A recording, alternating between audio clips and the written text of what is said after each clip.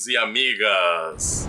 Em um dos vídeos anteriores, eu falei para vocês, eu comentei que agora eu faço parte do programa de parceria do YouTube. Por esse motivo, eu posso criar vídeos exclusivos para assinantes. E com isso eu criei o projeto Classicões da Literatura Brasileira, um projeto no qual eu vou falar de grandes obras de nossa literatura, visando pessoas que queiram estudar essas obras, estudantes ou pessoas que não se importem com spoiler, porque na resenha de hoje vai haver spoilers dessa obra que está aqui em minhas mãos, Senhora de José de Alencar. Uma coisa também importante a frisar é que, se você estiver assistindo a esse vídeo, é porque você é uma pessoa de bom gosto e se tornou membro do canal. Então você está assistindo, você faz parte de um time de pessoas que estão aqui assistindo, que vai ter uma interação, digamos, meio secreta comigo. Uma interação que pessoas que não assinaram o canal não vão receber. Mas vamos deixar de enrolação e partir logo para falar dessa obra.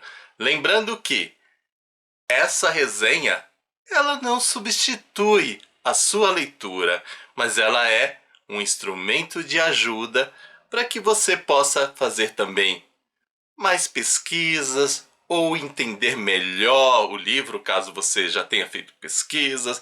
Existem diversas possibilidades de trabalho. E aqui também vou dar um conselho. Existem muitos estudiosos da literatura brasileira e eu vou dizer algo que algumas pessoas não têm coragem de assumir. Os estudiosos estudam e criam opiniões e criam teorias a respeito dos assuntos estudados. E ao passar essas teorias, ao passar a sua visão, eles dizem que essa teoria, essa visão, essa explicação simplesmente é a única possibilidade de interpretação do seu material. No caso nosso, um livro. E aí, quem for discordante dele, consequentemente, é uma pessoa que não entendeu o livro, é uma pessoa que interpretou errado. Mas eu não sou desse tipo de pessoa vaidosa, então vou lhe dizer o seguinte: ao falar desse livro, ao dar a minha opinião, ao fazer a minha resenha, posso lhe dizer que há várias pessoas que irão concordar comigo, mas também há pessoas que irão discordar de mim, assim como eu concordo com muitas e discordo de outras. Então, quando você também tem essa coisa de querer estudar um livro, não confie apenas numa interpretação. Vá procurar outras interpretações, pois elas, embora tenham muitas coisas em comuns, também terão coisas bastante diferentes. E a partir disso, a partir de sua pesquisa, crie a sua visão sobre a obra, incorpore, deixe com que essa leitura fique encarnada em você, deixe que ela faça parte da sua vida. Eu acredito que isso é o grande ganho. Infelizmente as pessoas leem esse tipo de livro visando um concurso e por isso elas estudam teorias dos mais famosos, daqueles que têm maior credibilidade, e respondem conforme a teoria desse estudioso famoso e muitas vezes abrindo mão da sua própria interpretação, o que é lamentável. Eu sei que a interpretação, ela não é ilimitada, ela tem limites. Mas as pessoas trabalham de maneiras bem absurdas no geral. Existem pessoas que trabalham a interpretação como totalmente limitada, e por isso elas repetem opiniões de outros. E existem aquelas que acham que podem falar tudo que vier na telha, porque não há limites. Mas não, a interpretação, ela fica assim no campo das diversas possibilidades. Qualquer dúvida a respeito do que eu estou falando, deixa aqui nos comentários. Você é membro do canal, eu vou fazer o máximo de mim para que eu possa responder as suas dúvidas. E é isso, gente. Agora, sem mais delonga mesmo, vamos falar dessa obra, Senhora José de Alencar. Eu ia falar Senhora José de Alencar, que absurdo. Mas isso também faz parte, gente. É o humor que a gente dá para o vídeo nesses pequenos gaguejar, nessas pequenas coisas de esquecimento. Mas brincadeiras à parte, você vai ver que tem coisas boas. E é isso mesmo, é um jogo de interpretação, é um jogo de partilha, e eu estou muito alegre por gravar esse vídeo. Senhora de José de Alencar é um livro que eu li várias vezes, é uma obra pela qual eu sou apaixonado, e por isso eu já fiz algumas resenhas no canal, resenhas públicas, mas todas elas foram sem spoiler. E agora eu volto e repito, essa vai ter spoiler. Aqui, nesse livro, nós vamos começar com uma introdução feita pelo autor José de Alencar. E poucas pessoas mencionam essa introdução quando estão fazendo a sua resenha. Elas ficam em algo mais, digamos, direto ao ponto do texto. Mas bem antes de começar realmente a história, José de Alencar, ele diz que ele não é realmente o autor dessa história, desse drama, desse romance que nós vamos ler, mas ele é um editor. Ele escreve a coisa de uma maneira que nos dá a impressão que os personagens principais, Aurélia Camargo e Fernando Seixas, realmente existiram. Talvez com outros nomes, ele não menciona isso, se são nomes verdadeiros ou se são nomes fictícios, mas ele nos dá a entender que ele apenas pegou uma história e deu a sua lapidada, colocando um estilo mais literário a essa história verdadeira. E toda vez que eu leio essa introdução eu fico na dúvida, será realmente que Aurélia Camargo e Fernando Seixas existiram? Ou seria uma trollagem do José de Alencar? Não sei, nunca vi estudos a respeito disso, porque me parece que realmente as pessoas ignoram essa introdução. Depois dele ter feito essa declaração sobre essa possibilidade desses personagens serem reais, a história ela vai falar de uma mulher soberana, que, como eu já disse, o nome dela é Aurélia Camargo. Aurélia Camargo é bela, é linda, é uma mulher empoderada, é uma mulher que fala de igual com os homens e às vezes, ou melhor, na maioria das vezes, é uma mulher que se coloca acima dos homens. Ela está ali no seu pedestal e olha os homens assim, ó, de cima para baixo. Para ela, os homens são simples mercadorias e ela começa a dar valores a esses homens. E muitos homens que, ao serem cotados, ao serem mencionados como objetos de compra, entram no jogo de Aurélia Camargo. Então eles brincam de serem objetos e fazem coisas para agradá-la, para que o preço deles na cotação de Aurélia aumente, e a vida da Aurélia vai ser isso. As pessoas estão olhando. Já as mães de família temem um pouco a Aurélia, acreditam que ela não seja um bom exemplo para suas filhas, então meio que dificultam a relação. Mas a Aurélia, apesar de todo esse empoderamento, de desafiar as normas sociais do seu tempo, ela tem alguns comportamentos para ficar condizente com o tempo dela. Ela vive com uma senhora, a Dona Firmina, que é uma parente assim distante, porque não é de bom tom, uma mulher solteira viver sozinha, e ela tem um tutor que aparentemente administra suas finanças, mas a realidade é que ninguém administra nada de Aurélia Camargo. Ela é senhora de si. ela é dona da sua vida. Então essas figuras ali são meros enfeites, porque quem é a rainha, quem é a soberana, é a Aurélia Camargo. E nessa primeira parte, nesse início do livro, nós vamos tendo uma visão a respeito da personalidade dessa mulher forte.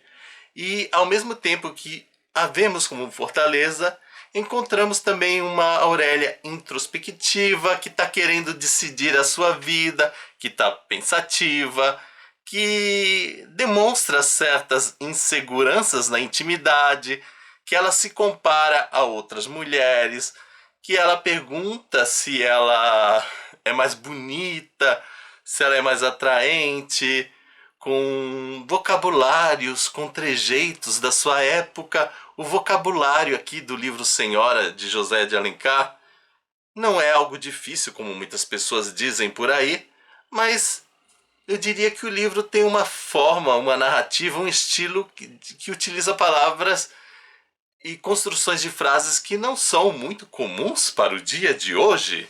E eu posso até citar para vocês logo o início aí dessa história. Veja só. Há anos raiou no céu fluminense uma nova estrela. Desde o momento de sua ascensão, ninguém lhe disputou o cetro. Foi proclamada a rainha dos salões.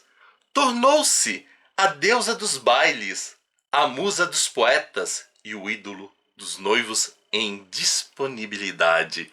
Era rica e famosa. Duas opulências que se ressalvam como a flor em vaso de alabastro. Dois esplendores que se refletem como o raio de sol no prisma do diamante. Quem não se recorda de Aurélia Camargo, que atravessou o firmamento da corte como brilhante meteoro e apagou-se de repente no meio do deslumbramento que produzira seu fulgor? Gente do céu, lindo, lindo esse texto. Mas quem é que descreve uma mulher com essas palavras? Não, esse tipo de linguagem não existe. É muito bonito, mas difícil de entender? De forma alguma.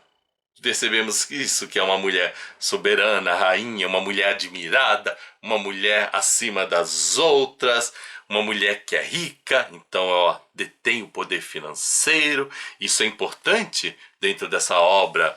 As pessoas, elas valem por conta de sua aparência e de sua beleza. Pessoas desprovidas de dinheiro e de beleza não são nada na sociedade.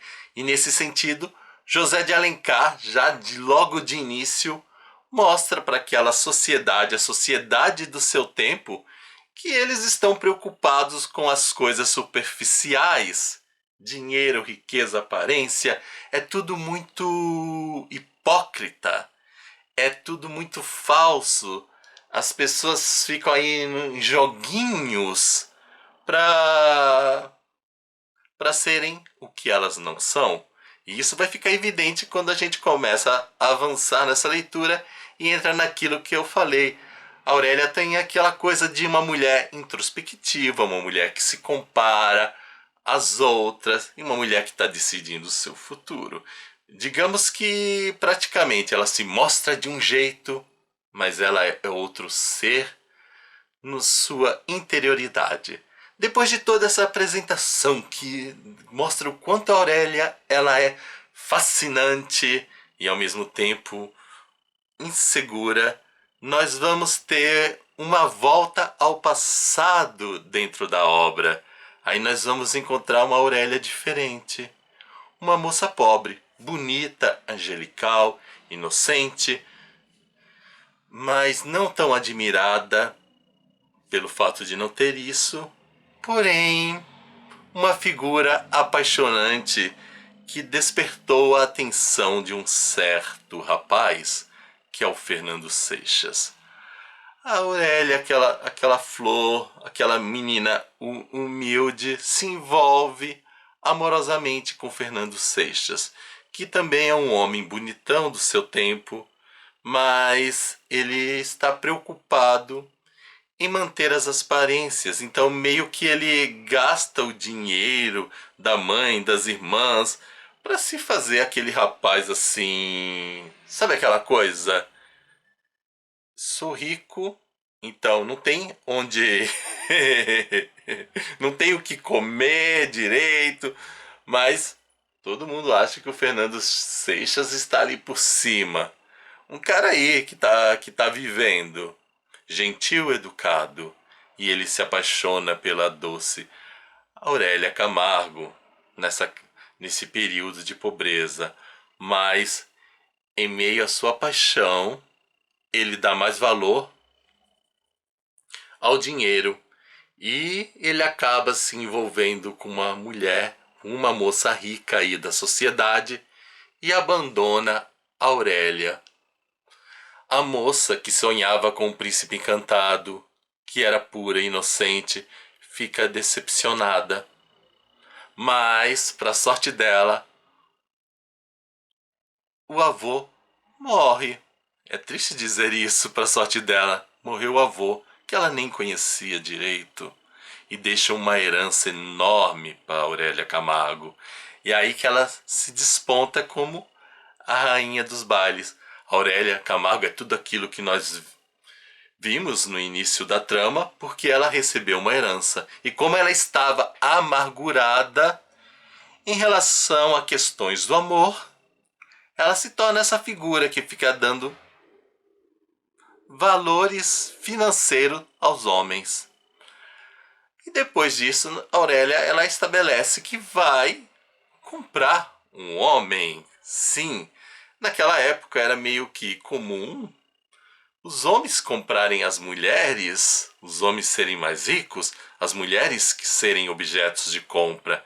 Mas aqui Aurélia ela faz algo totalmente diferente, algo inusitado.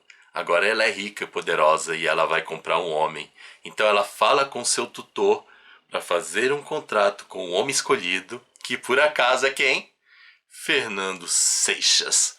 Nisso, Aurélia está preocupada com a sua vingança. Mas ela também está um pouquinho assim preocupada em quem sabe o Fernando Seixas se arrependa e ela possa viver um grande amor de verdade. No fundo, Aurélia Camargo é uma mulher sonhadora. Ela não deixa de ser empoderada, mas ela também tem esse lado sentimental.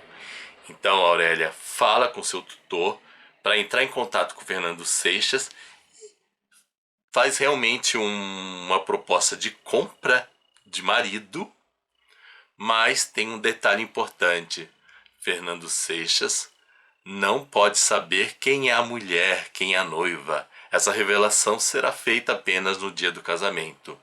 E uma das esperanças de Aurélia Camargo era que Fernando Seixas desistisse, não aceitasse. Se ele chegasse e não aceitasse essa proposta de dinheiro, Aurélia ia entender. Realmente ele ama aquela outra mulher, que ele não buscou a outra mulher porque era apenas rica, mas por causa de um grande amor, porque a proposta da Aurélia Camargo era uma fortuna muito maior do que a outra poderia oferecer. Mas quando Fernando Seixas recebe essa proposta, meio assim preocupado por não saber quem é a esposa, mas ele acaba aceitando, ele aceita de fato. E chega o dia do casamento. E quando ele descobre que é a Aurélia, aí ele fica feliz, porque na realidade o Fernando Seixas ele é apaixonado por Aurélia. A questão é que entre amor e dinheiro, ele prefere o quê? Dinheiro. Mas não há dúvidas, ele ama. E não tem coragem de viver o seu grande amor. Quando ele vê, ele pensa, não está escrito com essas palavras, mas ele une o útil ao agradável, a utilidade do dinheiro e a agradabilidade de Aurélia Camargo. Então ele fica feliz, ele fica radiante. Quando chega o momento de viver a lua de mel, aí a cena é forte. Aurélia Camargo humilha Fernando Seixas. Uma cena digna de dramalhão mexicano. humilha esse homem e o casamento não é consumado. E a partir daí, os dois convivem dentro da casa e a Aurélia faz questão de estar sempre humilhando Fernando Seixas. Mas ao mesmo tempo que ela humilha, ela tem esperança. Poxa, será que ele não vai acordar? Será que ele não vai melhorar? Ela não assume isso pra ele. Mas ela vai aí no jogo, ela descarrega a raiva dela, o ódio em cima do Fernando. O Fernando tenta conquistá-la, mas ele não se arrepende do que ele fez no passado de fato. Mas depois de uns momentos de reflexão, o Fernando Seixas, não aguentando mais essa tortura, o que ele faz? Ele resolve que vai comprar a liberdade dele de novo, vai pagar a Aurélia Camargo e se livrar desse contrato aí de venda. Então ele passa a trabalhar, ele passa a juntar dinheiro, e ao mesmo tempo que ele está fazendo isso, ele começa a refletir sobre as suas ações, a pensar, aí começa a realmente surgir um certo arrependimento. A Aurélia Camargo começa a ver que o Fernando tá diferente. Ela não entende muito bem porque o Fernando Seixas está diferente, mas ela também não vai perguntar, ela não pode descer do seu pedestal, e aí fica ali observando.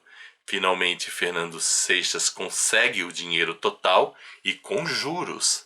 Sim, com juros. E ele tem uma conversa com ela e ele compra a liberdade. Aí, surpreendentemente, olha só o final.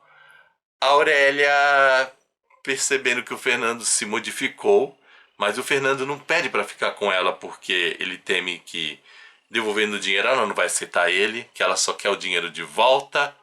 Então ele sai e a Aurélia chama ele de volta e ela mesma fala: vamos zerar o passado, vamos esquecer, vamos viver a partir de agora, me perdoe.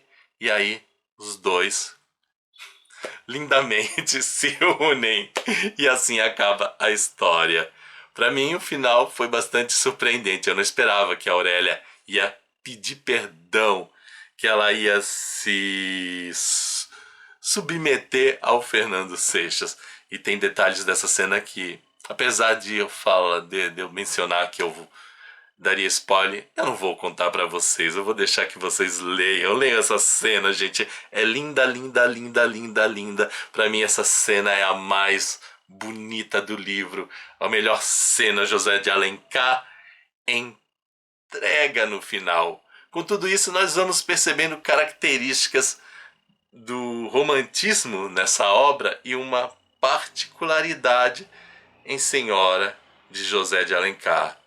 Nesse livro nós vamos ver que há uma forte crítica social a essa sociedade que compra as pessoas. Geralmente a mulher é comprada, mas aí nós temos uma inversão, a mulher que compra o homem.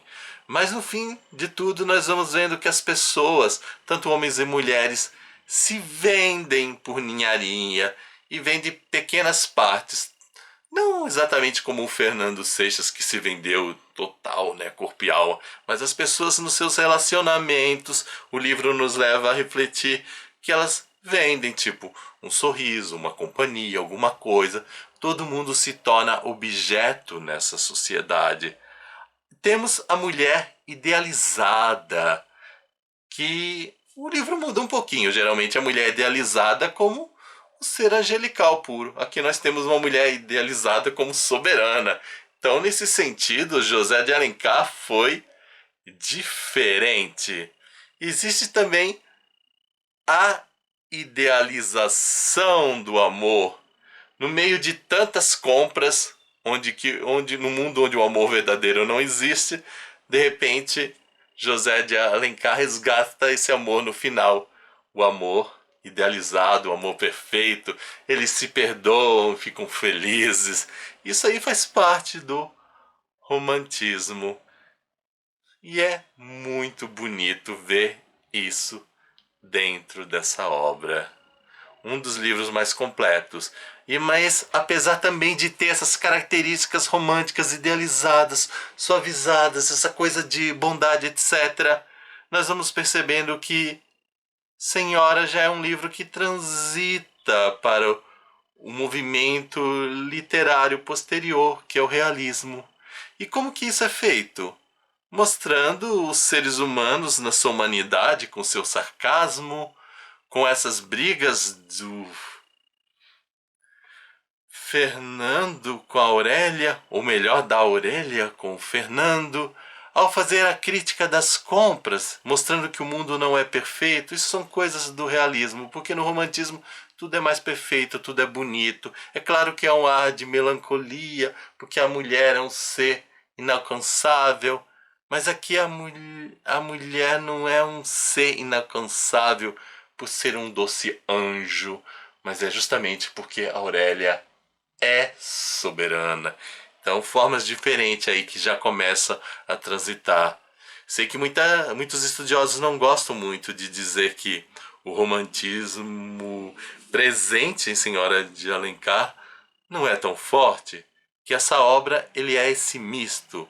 Eu sei, concordo, Senhora de José de Alencar é um livro com características predominantes do romantismo, mas não é um livro puramente integrante desse movimento literário. Ele já começa meio que a antecipar o realismo. Mas tome cuidado com essa informação caso você venha fazer algum concurso, porque muitos estudiosos não concordam com isso. E assim, gente, eu termino a minha resenha. Caso você tenha interesse de comprar esse livro, o link de compra aqui na descrição desse vídeo. Mas eu também tenho uma coisa importante. Você que é membro, você que assina o canal Filósofo dos Livros, se quiser uma apostila feita por mim, é só mandar um e-mail para fernandodins75@gmail.com solicitando a apostila em PDF que eu envio para o seu e-mail e você imprime ou lê na tela. Aí escolha a sua e você se aprofunda mais em algumas características. Eu tenho uma apostila completa que eu fiz, mas eu vou dar uma revisãozinha dela, melhorar um pouquinho a ordem dela. Isso aqui é um esboço, mas assim, quando você me pedir essa apostila e eu estiver com o material completo, já envio para vocês. E olha, na realidade eu acho que eu só vou mudar as ordens dos assuntos que eu coloquei a respeito de Senhora, mas isso é fruto de pesquisas de anos, porque quem me conhece já sabe, desde o ensino médio eu estudo o livro Senhora José de Alencar. E infelizmente num vídeo assim como esse não dá tempo de falar tudo.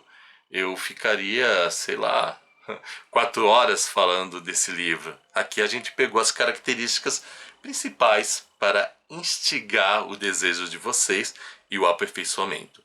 Além do meu vídeo, volto a frisar. Leiam a minha apostila, peçam para mim essa apostila e assistam resenha de outras pessoas e não deixem de ler a obra, o mais importante de tudo. E é isso, gente. Espero que vocês tenham gostado. Não se esqueçam de dar o seu joinha, nem que seja por caridade. Afinal, copo d'água e um joinha não se nega para ninguém. Tchau para vocês e até o nosso próximo vídeo. Fui!